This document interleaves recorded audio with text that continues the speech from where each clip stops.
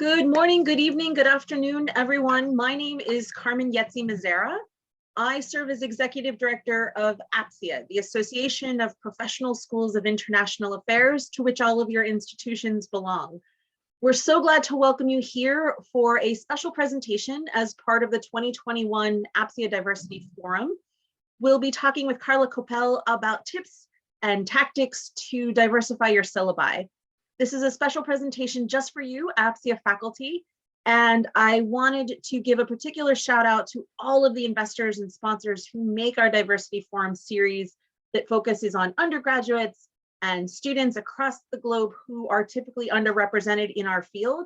In a special way, I want to thank the Harvard Kennedy School, Johns Hopkins SAIS, McLarty Associates, the Open Society Foundation, Princeton School of Public and International Affairs, Syracuse Maxwell, the Bush School at Texas A&M, USC's Master of Public Diplomacy program, and the University of Washington Jackson School for their particular investment in our Diversity Forum. But all of your institutions make this kind of programming possible. So we're so glad that you're here. And in a particular way, we're so grateful to Carla for her presence here and for sharing all of the strategies and knowledge that she's gained over the last several years working on these issues. And so with that, Carla, I'm going to turn the floor over to you. This presentation is being recorded and will be available on the APSIA YouTube page afterwards. If you have any issues or questions, please feel free to put them in the chat. And so Carla, please. Thank you so much, Carmen. Thanks for organizing the conversation. Thanks to everybody who is underwriting this series of conversations for doing so. And thanks to all of those who have chosen to join the discussion today. I'm Carla Koppell. I work at Georgetown University as faculty, as a senior advisor and a distinguished fellow. And I am eager actually to have a conversation around the issues of how you bring issues of diversity, equity, and inclusion into the classroom around courses in international affairs and all of its subfields. It's something that is very close to my heart and that I am eager to learn from all of you, in addition to giving you some of the information I've gleaned over the last several years focused on this agenda. What I propose to do is share some slides and walk you through that. Carmen and I gave me strict instructions to be as pragmatic as possible in this presentation. So I want to run through that, and then I would love to leave a large share of time for question and answer, discussion, and solicitation of your ideas. So if there aren't any questions before we get going, I will share my screen and we can start with a bit of a presentation and then move into the discussion section of our hour. With that, can you all see the slides? Okay, great. Once I was sharing slides and talking away on the slides, and then somebody said, are we supposed to be looking at slides? So I've now learned my lesson, and I always make sure we're actually looking at slides. So in terms of our approach to today's conversation, I want to give a quick overview of why, from my perspective, it's critical that we address diversity, equity, and inclusion issues in international affairs, global affairs, education. And then I want to pivot pretty quickly to looking at options for transformation. And that is, of course, material, pedagogy, and also courses of study. I should say that all of this is based on a lot of research and also work with about 36 schools who I've been working with the leadership of to think about how to better address work in this field and bring it into curriculum of international affairs. So, oh, and now it won't let me change my slides. Hold on. There we go. So first of all, just a bit about me. I've been with Georgetown for between 3 and 4 years, but I've spent most of my career as a practitioner. And I actually came to Georgetown because I was frustrated that the next generation of leaders in international affairs was really not prepared to confront issues of diversity, equity, and inclusion when they came into the world. And so I felt that perhaps the reason for that was that we weren't covering that material within the education of this next generation. One of the things that I've learned over the course of my work in this area, and something that was important to me is I came in very focused on what's in the curriculum, what's the substance of what what's being learned, what's being taught and learned. But I've come to realize that as important to any effort to change the curriculum are issues related to climate. That is, whether there is a welcoming climate on campus and in the classroom for discussion, debate, and conversation, and whether there is a diverse composition of faculty, students, and staff within the institution. And the reason for that is that those things all go hand in hand. Your curriculum and your research aren't going to change with the same speed and alacrity if you don't have a climate that enables that discussion and that research, or a composition of folks who have different backgrounds and different areas of expertise and different priorities. And so I think that's a really important lesson for us to all bear in mind. How we change our curriculum or our syllabus or our classroom will be the success of those efforts will depend in part on the extent to which we address other issues at schools and in courses of study and programs. I've been working, as I mentioned, and Carmen has been part of many of these conversations with the University Leadership Council on diversity, equity, and inclusion in international affairs education over 4 years. It's been exceptionally rich dialogue about how to move this agenda forward and what works and what doesn't work. I'm happy to speak more about that in the discussion if you're interested in that. And I've also been doing research, writing quite a bit on foreign affairs, foreign policy, Chronicle of Higher Education, et cetera, as well as starting to teach these issues in dedicated classes. I'll talk a bit more about that later, and engaging in discussions around the issues. So what I've really tried to do is introduce myself to this field and really understand how you move this agenda forward within an academic environment. So turning a bit to the substance, and that's the cover of an edited volume that will come out of Oxford University Press in February of next year. And I should say parenthetically, the reason for that edited volume was because one of the things I realized is that it's not so easy to get the material that supports this agenda and enables teaching and learning in this area. It's out there, but it's quite dispersed and often hard to find. So hopefully this will make it easier for people to pull the content into the curriculum. But turning to why it matters, first of all, we should realize that diversity, equity, and inclusion issues have always been relevant. And often if we're talking about global affairs in any given country, if you're thinking about, for example, women and youth, they are over 70% of the population of any nation we're talking about around the world. But there are also a number of trends that mean that these issues are increasingly important, and we're acutely aware of their importance for international dynamics and trends.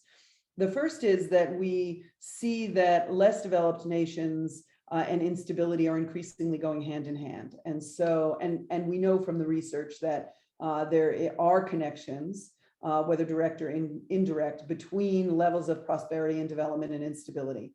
And so if we're trying to tackle these twin pillar challenges, we need to deal with them both. We need to understand how they connect. The second is that we know that demographics are shifting and countries are becoming increasingly diverse, and that trend is accelerating. The third is that we know that technology is affecting the extent and the ease with which people travel around the world. It's also affecting the felt diversity within societies. And so the differences in background, opinion, ideas is becoming more, people are becoming more aware of that. At the same time, we see radical changes in warfare and the conduct of climate of conflict. The range of combatants, the numbers of civilians affected by violent conflict, the stakeholders involved have shifted. And that calls for greater attention to the diversity of stakeholders and their involvement in conflict resolution. And finally, we know that there are increasing economic and environmental imperatives, growing inequality, the implications of climate change and environmental degradation, and the knowledge that those already are having disproportionate impacts on certain segments of the population. And apart from those trends, there is now an enormous body of evidence that there are very concrete ways to strengthen, in this case, it's global security, not US national security, and prosperity globally by focusing on diversity, equity, and inclusion issues. And I'm happy to talk more about that and what those rationales are, but I didn't want to dwell on that too much for the purposes of this conversation. You can also buy the book. So if we then turn to looking at the academic environment, we can see that there are trends within the academic environment that are also important to note. So if we look in the IR field, and this data is US data, so let me just preface it by saying that we now have a clear majority of the student body that is female. We also know, and this is a global, and turning away from that quantitative data, we know that faculty and administration diversity is lagging behind the diversity of student bodies. We also know that what that means is that there are gaps in the composition of classrooms as opposed to the diversity of scholars that we are assigning readings from, that we're bringing in guest speakers around, and that is a challenge for students. And I'm most aware of the US setting, though I've done some work internationally around these issues as well that I'm happy to speak to. But that is leading to increased student dissatisfaction with the content and contours of courses in IR. And I can speak more about that in our discussion as well. The other thing that we need to bear in mind is that for IR, where we often pivot around important global events, courses are increasingly looking pretty far backwards when we're drawing on content. So, for those of us of a certain age, we learned about World War I, and that is a pivotal moment in history, but we also need to recognize that that is now 100 years ago, and we need to think critically about the extent to which the past is prologue. That is, the lessons that we draw from those global conflicts. To what extent, given the trends that we're seeing in the world today, do those remain equally relevant? We also are aware that, notwithstanding the diversity trends I outlined before, courses of study are not covering material that is perceived to be relevant by our diverse student body and by the literature. So in public policy, broadly encompassing international and domestic issues, less than 10%, about 10% of courses cover gender and culture issues, 7.3 race and ethnicity, and other dimensions of diversity barely even make their mark when we're talking about courses in general. And so we need to really think about the extent to which we should be focusing on these issues, given our audience, given the changing nature of the world.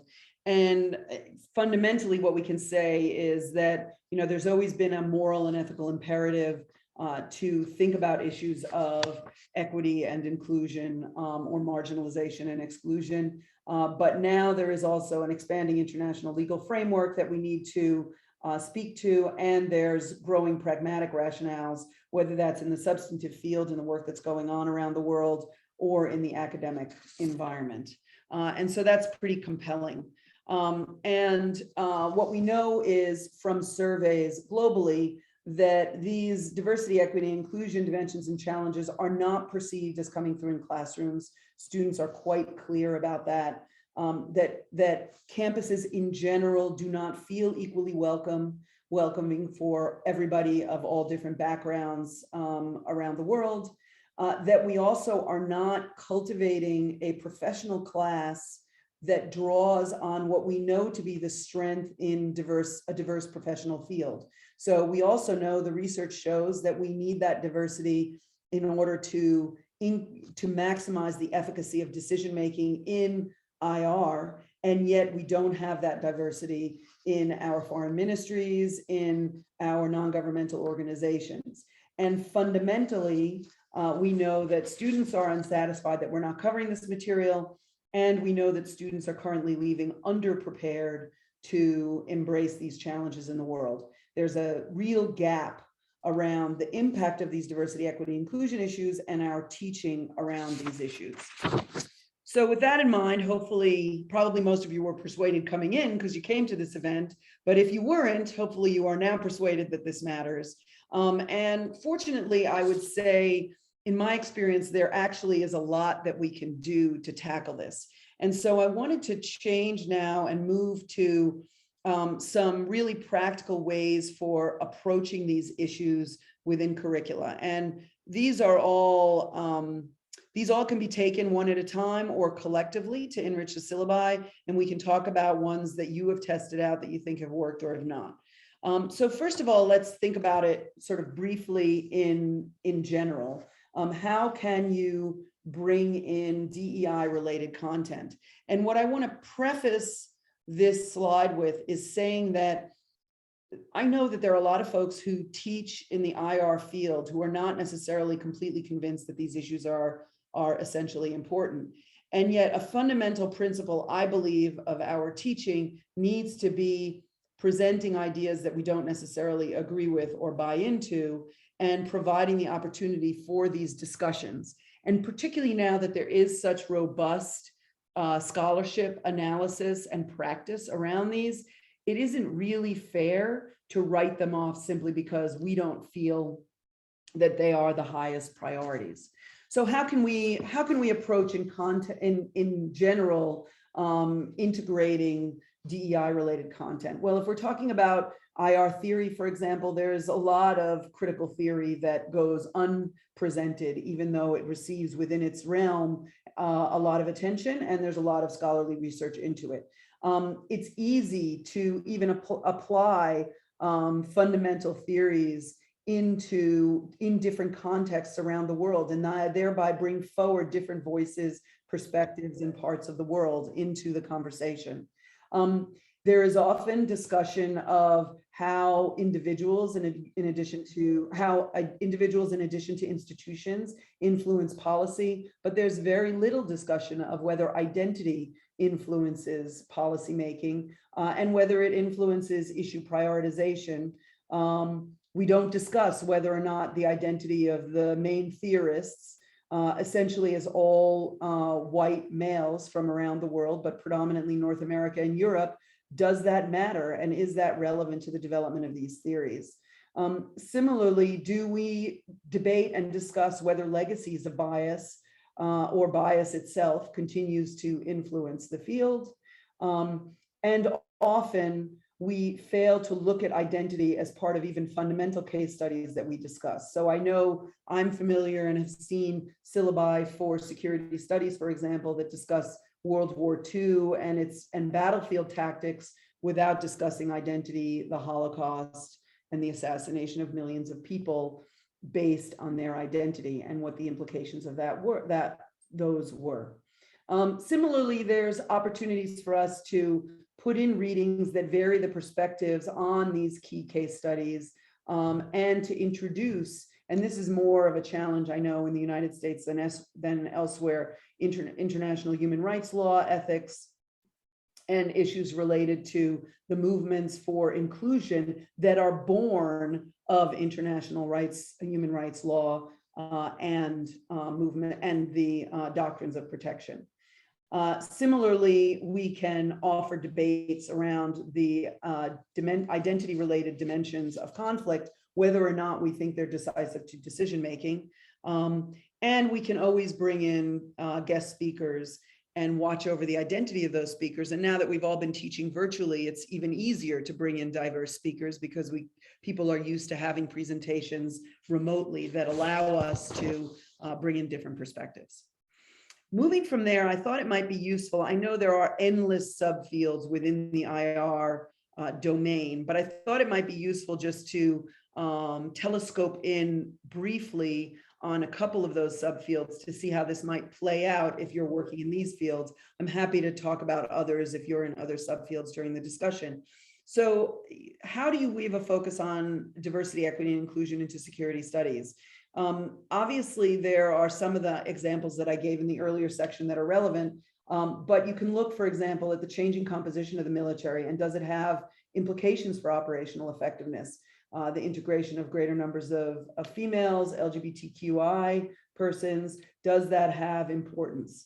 You can talk about the different causes of conflict and whether those are relevant to the way you resolve those conflicts. talk about how heterogeneity has implications for tactic and strategy in the theater. Think about whether identity-based conflict has implications for your domestic security, whether that's the United States or other countries around the world. And how do identity-driven issues influence or not policymaking and decision-making in a range of different countries? And then again, whether the identity of the people we are reading has an impact on the way that they are looking at issues. So these are just a few of the ways security studies can bring these in. If we look at development as a subfield, again, there are many opportunities for us to think about how development needs to do a better job looking at inequalities and how it intersects with different identities. We can look at the disaggregated data to see where those inequalities occur and look at the absence of disaggregated data as revealing of how little we've paid attention to identity. Similarly, how do we design monitoring evaluation systems? How do we think about the frame for development and whether it has implications for efforts around localization and participation in the development practice? And similarly, we can look at project design choices and how we need to evolve if we are going to change to a different paradigm for development. One of the questions that I most often get is, how can I revisit Intro to IR? We have a very clear canon that exists in our field. There isn't time or space to look at that increase the content related to other issues and cover the canon with sufficient depth. And I think there are a whole range of different ways. So first, we can look at who we're assigning to discuss the canon, and we can rebalance coverage to bring in critical theory and other theories, feminist IR, often in the United States, Marxist theory isn't covered. We can also fill topical gaps where we're looking at the application of theory to contemporary issues. So we are covering that theory, but we're beginning to think about how we fill topical gaps.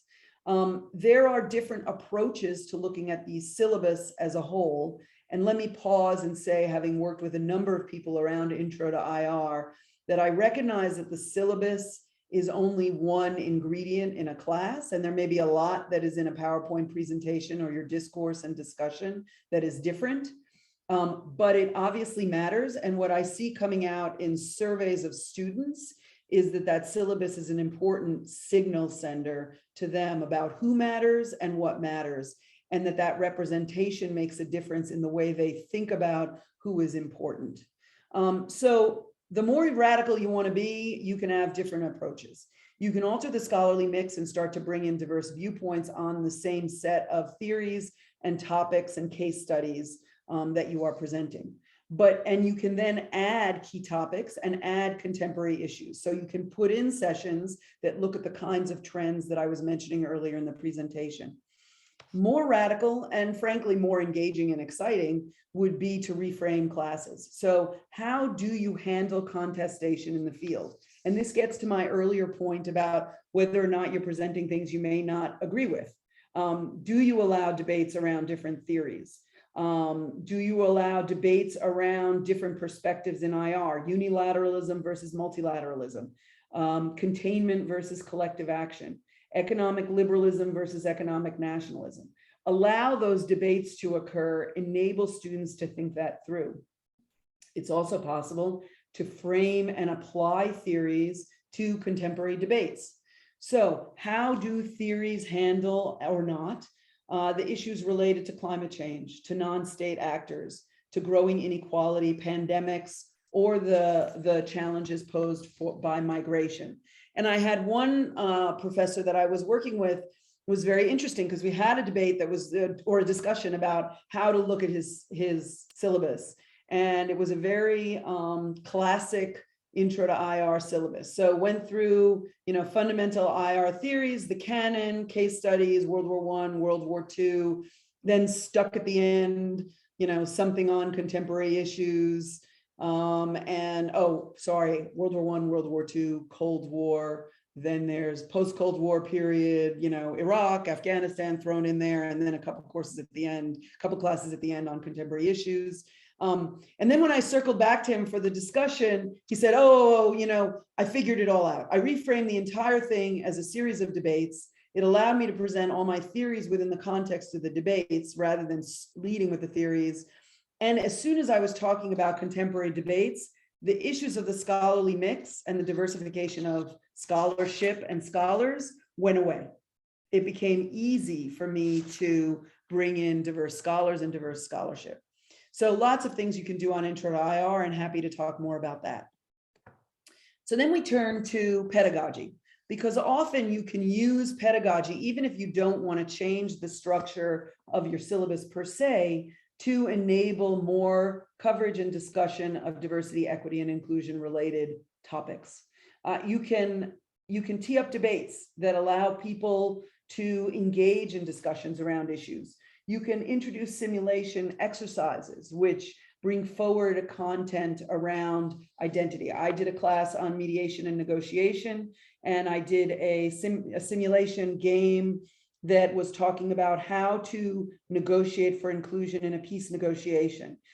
Interestingly, it was a class of folks who were interested in inclusion, and they pushed inclusion so far in the negotiation that the role play of the government walked away from the talks, said, we don't want this level of inclusion. The talks actually failed. And it was actually just as instructive for folks who care deeply about these issues to learn that at some point you can push it too far, and your primary goal, that is a successful peace negotiation around ending violent conflict, falls apart. So those kinds of discussions are always valuable. A number of schools have invited students even to develop presentations around and units around issues they care about and are interested in that you may not be feel comfortable presenting as part of the core syllabus. There have even been schools who have allowed students to put together small courses drawing on interdisciplinary faculty from across campuses to put together classes where the expertise isn't located in one faculty. Similarly, students have been involved in developing and submitting readings, which can actually help you diversify the scholarship because they identify readings that speak to them and speak to issues that they're interested in and that they appreciate. One of the most important among this bullet is the assignment of multimedia. I say that for two reasons. One, it provides you a really easy way to bring in speakers of diverse backgrounds if you don't have them in your network. There are lots of things out there nowadays talking about all the issues of concern that involve diverse presenters that are highly credentialed and scholarly, who you may just not know. The other thing I would mention is that increasingly this is the kind of teaching material that students in the contemporary generation appreciate and value. And so you're making the pedagogical approach more engaging, even as you are bringing in diverse perspectives and content related to diversity. So I wanted to just give you one example, and this is taken from a course I offered where I had students sign up for arguing each side of a set of propositions. And I just wanted to give you these propositions. Now, the class was specifically on enhancing diversity and inclusion. And what I wanted to do was push students to debate different perspectives. And so you can read them for yourselves. But for example, the 6th bullet down on whether or not peace talks should focus on priorities of armed actors in the interest of speed was taken from my experience actually pushing for greater inclusion in talks and some of the very frequent pushback I got from decision makers within the negotiation space. And so it was very interesting to see, first of all, a group of folks who had elected to take this class argue that no, you didn't need to include a broader range of issues. We just needed to get the violence to stop as soon as possible. It was a great exercise in advocating for positions that you don't necessarily agree with. It also was preparatory to them going out into the world as people who wanted to move an agenda for inclusion forward, to really have to test their mettle against arguments that are being made in the real world. But as you can see, it brought in a whole slew of different kinds of debates related to diversity, equity, and inclusion issues, enabled them to be really engaged and to think about how to approach these issues in the real world. So one of the questions that I am often asked about is, how do you approach challenging, difficult to discuss topics in the classroom? And how do you enable those discussions to take place? Because sometimes diversity, equity, and inclusion issues are very sensitive issues. And so I wanted to say, first of all, one of the things that many faculty have done with great success is talk about identity with students at the start of the class and recognize that their identity is relevant, particularly on issues related to colonialism, to sex and gender identity, to issues related to race and ethnicity, and recognize that everybody brings that identity into the classroom, including the instructor. The second is, I've altered, and a number of my colleagues have altered the frame for class participation. So rather than emphasizing that you need to talk X number of times in a class in order to get a full grade for participation, we talk about the classroom environment, the ability that you as a student within the classroom are, whether or not you create an environment in which everybody can participate, and whether you enable discussions that feel fair and feel open. Similarly, really important, if you're going to touch on contentious issues, to ask students to assume good intent. So do not assume that if somebody uses the wrong pronoun in a classroom, that they are doing that from a position of bias. They may just be making a mistake. If you are presenting content that they view as potentially inflammatory, that they should not assume that you either agree with that content, or that you are, or that you're not aware that the content may be problematic, or that you want them to think that this is your perspective. That acknowledgement is really important. There was recently a case in the United States of a music instructor who presented the operatic form of a Shakespeare performance with a very famous actor playing the role of Othello in blackface. And the reason he had chosen that performance was because he thought, from a musical perspective, this was the best example of the transformation of a non-musical work into the musical form. However, he did not explain why he was presenting this example. He did not contextualize the example he was providing, and he did not give a warning beforehand for how this might bother some people in the class, and he just wanted to understand that, wanted them to understand that and be prepared. The gentleman needed, ultimately, I believe, he left the class because of the uproar around identity issues. I don't know if he resigned his position, but there was a tremendous uproar around something that he probably would have been able to navigate had he been more cautious. Though I would say I'm not sure he needed to choose that example, which is why I say, for example, think twice, and maybe it should be think 3 times before you are presenting biased, racist, or sexist content as to whether you need. At the end of the day, the keys to our collective success bringing these issues into the classroom will involve making sure that everybody who comes through a program is sensitized to DEI issues, that those who are interested in specializing have that opportunity to specialize. So we created, for example, a gender, peace, and security certificate a few years ago. It has been enormously popular. We have dozens and dozens of people signing up to complete this certificate, and it allows people a chance to specialize if they want to. The way you can ensure enrollment in dedicated DEI related courses is to have them meet requirements for distribution or concentration.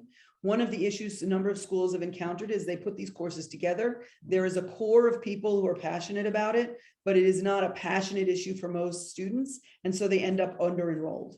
The way to avoid that is to make it count towards a distribution or concentration requirement, because there are many people who are happy to take the course if it meets some requirement. There are fewer people who are willing to spend an elective on dedicated courses in this area. Next, we should make sure we're paying attention to not just the identity of scholars, but the content of readings. I did a session like this a few weeks ago, and I said, look, you can start by putting diverse scholarship in recommended readings, then move some into required readings, then alter the structure of syllabi. Somebody immediately raised their hand. They said, the students see that. It does not lost on them that this is being devalued within the context of the syllabus.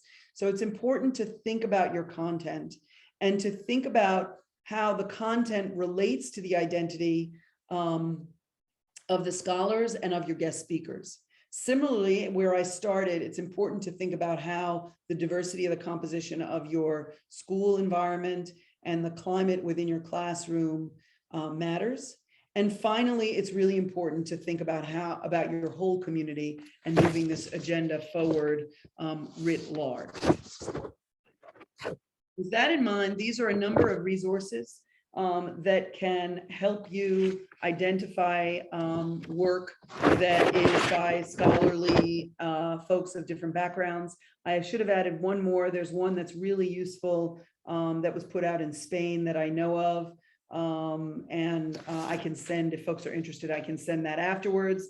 The final bullet is a tool called Teachly, which was created by folks at Harvard Kennedy School, which actually allows you to track classroom engagement and understand the composition of your student body better. And that's particularly useful to draw on diverse perspectives in the classroom, because if you know something about your students, then it enables you to bring diversity into your discourse simply by more fulsomely engaging those in the classroom, even if they aren't necessarily those who actively participate on their own most quickly. With that, the bottom line is essentially that we really need to make sure that our international affairs schools are catching up with the practice around the world and the composition of societies around the world. We are currently, the gap between our student body and the interests of our student body is getting wider and wider. And this is problematic both for the press and for the levels of satisfaction of students writ large. And so it's really a critical challenge to ensure that our schools are productive, that our students are happy, and that we are ensuring the most efficacious possible practice of international affairs around the world. With that, I will stop and thank you all for your time. Carla, thank you so much for all of that great advice. I invite folks who have questions or examples they want to share to raise their hands or throw it in the chat. And while you're all typing and thinking, I guess my first question to you, Carla, since my mic works first, is you talked about rethinking the syllabus and the danger of just throwing some readings in for suggestions. Do you have advice on the best place to begin? Is it a comprehensive review? Is it section by section, where folks could start if they're rethinking a class? So it's a great question. I think a lot of it depends on the individual. That is the individual instructor who's putting the course together. And their level of comfort. I think that obviously the easiest thing in theory is to add in a few readings, diversify scholarship, and bring in some of those additional conversations through, sort of, I'll give one example that just comes to mind, a feminist critique of realism, right? So you get to that, you can bring in diverse authors, and you're starting to nibble at the edges. But interestingly, some of the people who have been least comfortable bring these in, or they say, you know, well, I don't like that literature. I don't find it persuasive. It's too academic.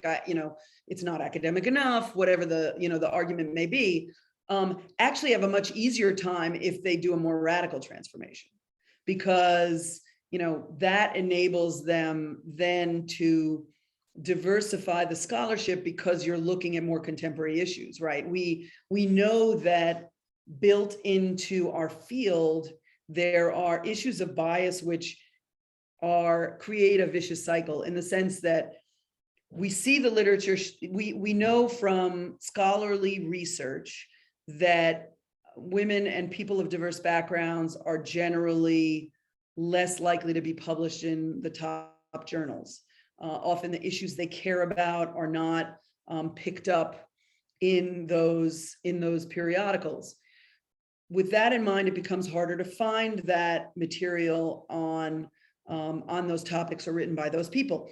If you then if you flip the narrative on its head and say, well, no, I'm going to now look at contemporary issues that are in the mainstream, the mix of scholars is completely different. And so it then becomes really easy on the question of representation among scholars to bring in more diverse scholars. So it requires more upstream work, but then other pieces of the challenge become easier. Thank you. Does that make sense? I hope that was clear. You did to me, I followed you. Eleanor, please. First of all, thank you so much for organizing this conversation and for this very helpful presentation. I've got two questions, if I might, Carla. One is very specific, the other is broader. The specific question is, what have you seen in terms of really good examples in economics? So courses on economics about diversifying syllabus and pedagogy. Are there one or two that you can really sort of point me to that you found us to be kind of best in class so far? The second question, which is more general, is because academics tend to work on their own and develop their syllabi largely in isolation, I'm curious what you've seen in terms of effective practices at a school level to enable a conversation around syllabi, curriculum, pedagogy that generates kind of larger buy-in across the faculty. We've got a lot of interest. I'm at the Fletcher School, and on this call, there's 5 people from Fletcher. So there's a lot of interest at Fletcher in sort of making this work. So welcome, Fletcher. Your dean has actually been a member of the University Leadership Council. Well, I think we are on our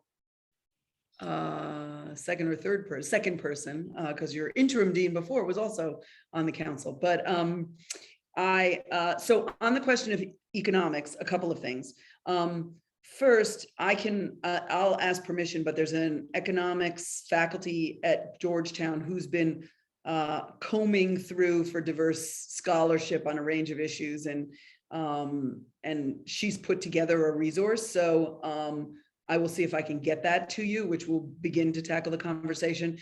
In terms of approaches, I think there are 2 that stand out to me, but I'm sure there are others. One is really weaving in this question of inequality and what are the antecedents and drivers of inequality, and then what are the fixes for that growing inequality, and looking at how in some cases on the quantitative side there are impediments to really examining and understanding identity and how it translates within the economic space. And what I mean by that is, how does a measure of per capita GDP hide inequalities and lead to strategies that may work at a national level but don't work at a subnational level.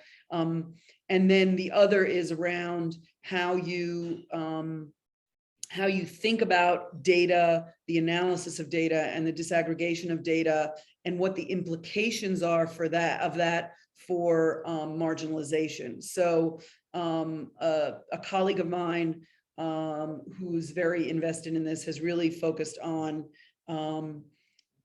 opening class. The very first session of the class was showing how biased data and biased assumptions around that data lead to biased outcomes in terms of your prescription.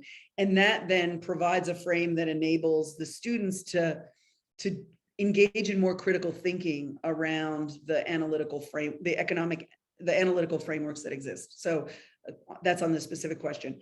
On the issue around, how to engage as a program, I love that question. And I'll give you two examples that I've heard of from across the US, and then one we're working on. So there have been a number of schools, University of Washington, for example, have arranged speed dating sessions for both faculty and students to look at syllabi. So they move around the room 15 minutes each. They give feedback on to one another on how they could approach the diversification of the syllabi and what ideas they have. I will say that depends very much on the level of comfort of faculty with one another. So you need a level of comfort to make yourself vulnerable to that feedback. On the other hand, we know from the literature that you really benefit from that group process, to your point, vis-a-vis, working in a vacuum as a faculty member. So they found that to be very successful. Within the UC system, there's been a lot of focus on actually having students provide feedback. And sometimes the feedback is during or before classes, and then sometimes it is after classes are done around what they would like to see change or what they felt were gaps in syllabi, and getting that input. Currently, we're in the process at Georgetown of doing a series of workshops by program around how to tackle these issues. And so each workshop, and I'm literally in the midst of this, so I can't tell you which ones I think are the most effective, but each workshop has been structured by the program director to meet the needs of that program. So sort of meet, and we did it by program because and I think this is relevant to everybody, we did it by program because I find that the subspecialties are really important, and that scholars I found it's really helpful to speak to people in the space they inhabit, and give examples from that, which is why I gave the sort of development side and security studies, but we could have just as easily done, econ and intelligence studies. That's why we did it by program, because then we can speak to people within their own space. We often are trying to get somebody who has either undergone a transformation to talk about how they've approached that transformation, or somebody who's willing to sort of be a guinea pig and allow us to look at their syllabus within the class, within the workshop, and explore ways together that that syllabus could be adapted or adjusted. In some cases, what we're doing is following up regarding either the toughest nuts to crack or the most important courses. So this afternoon, I'm doing a follow-up with one of the 2 core courses in one of the programs to say, okay, how do we adjust this course? Because we want to touch every student. So we kind of create a hierarchy of needs and say, if we get to these couple, everybody will be touched, everybody will be sensitized. And interestingly, the research shows that, for the purposes of getting people sensitized to these issues, you need to touch everybody, but you only need to touch them a couple times. So you don't literally need to transform every course. For specialization, and I know you guys have a certificate as well, for specializations, yes, you need actual dedicated coursework. But for sensitization, you need to handle the material well and in depth, but you don't need to do it universally.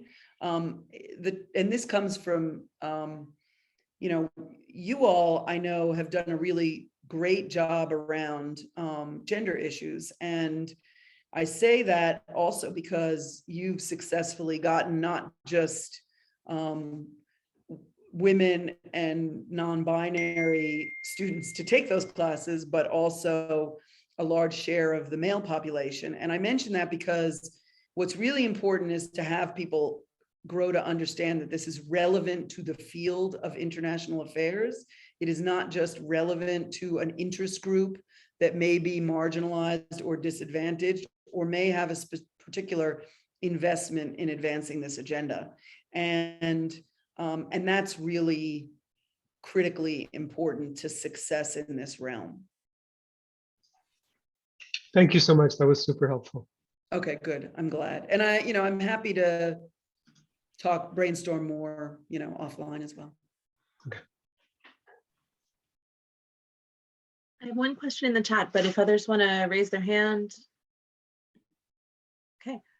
Carla, the question I have is, you've talked about so many of the different definitions of diversity: age, gender, race and ethnicity, north, south.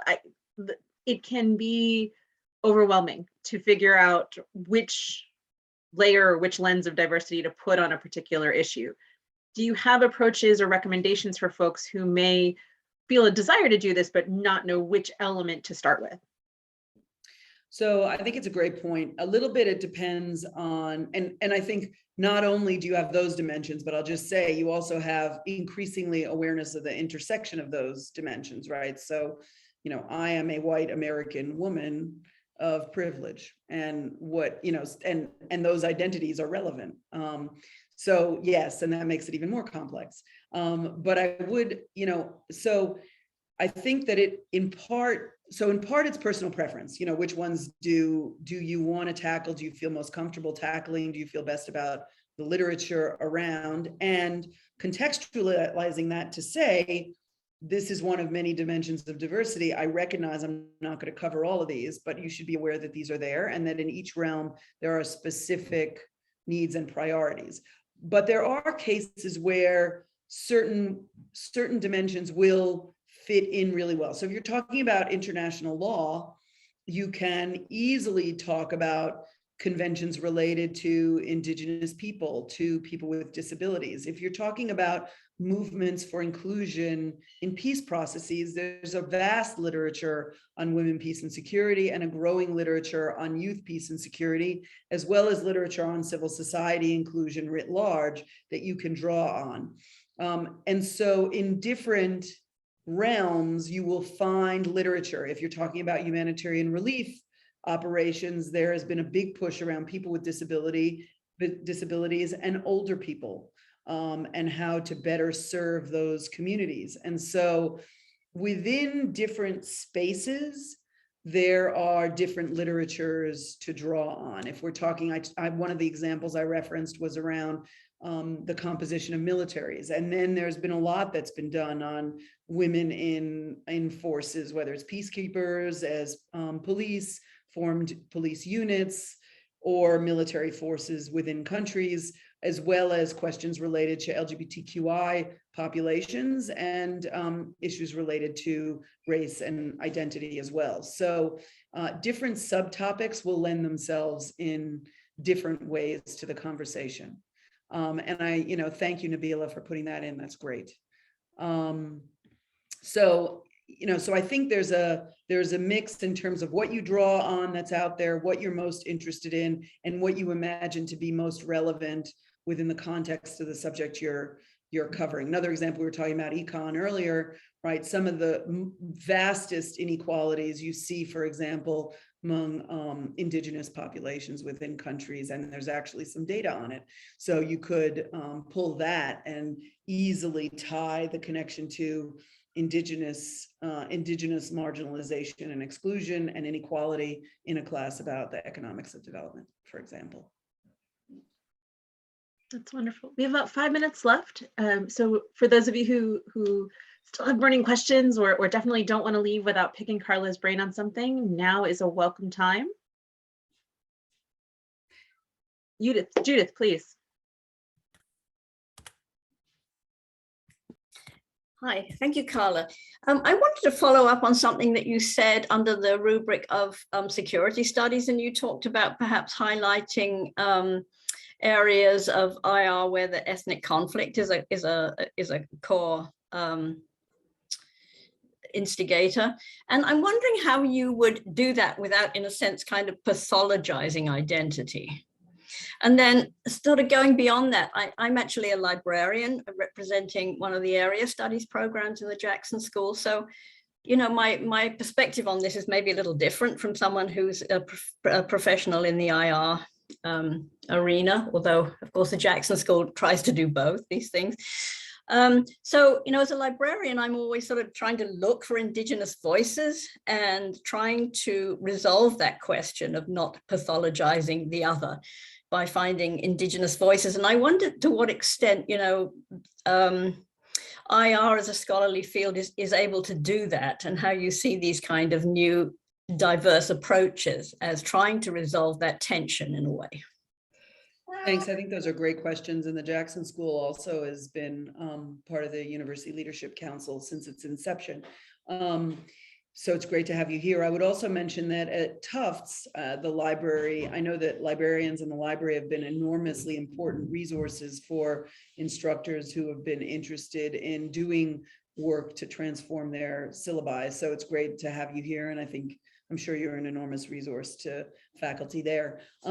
So I think that the issue of identity is I think you raise a really important point. And I personally don't believe that identity is fundamentally driving conflicts around the world. I think it is the manipulation of identity and identity related politics that is the driver. And so I think that if you're discussing, there's an implicit, and I know some of you may completely disagree with me, but there is a debate to be had, which can be a way to approach the issue without saying, okay, and this is the identity is the sole driver here, and this is the way we need to approach it, and everything needs to be sliced and diced. And I think that's an important part of the equation. That having been said, from my personal experience, I am nervous in the way that you are, because I remember bringing a diverse group of Iraqis to meet senior level officials in the United States and being